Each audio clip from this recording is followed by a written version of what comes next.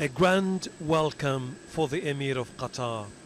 Sheikh Tamim bin Hamad Al Thani, surrounded by hundreds of people as soon as his plane landed at the airport. And at the waterfront in Doha's city centre, his people came out in the thousands to welcome a leader they have rallied around since the Gulf crisis began a few months ago. He drove along Doha's famous Corniche. His motorcade stopped several times along the way to greet those who have come to welcome him back. What you saw was a national festival, a nation united behind its leader. I feel sad about what our neighbors did to us, but we are proud of our Emir.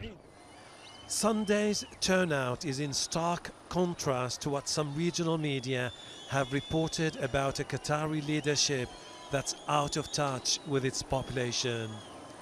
While the Gulf dispute has posed economic challenges to Qatar, the country has managed to launch new shipping routes to prevent the flow of goods from being disrupted.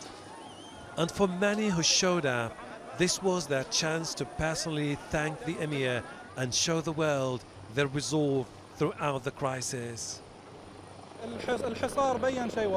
Despite the blockade, we showed the world we are united, and with that resolve, we can overcome all the crises.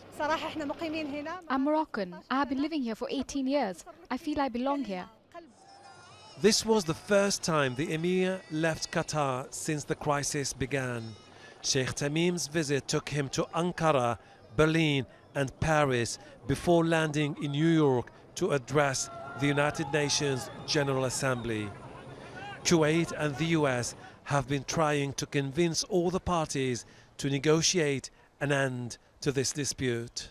People here see no end in sight to the Gulf crisis. There's a strong feeling among Qataris that the allegations made by the Saudi-led blockading countries against Qatar is just a pretext, and that their ultimate goal is to impose their will on a sovereign state. Hashim Al-Bara, Al Jazeera, Doha.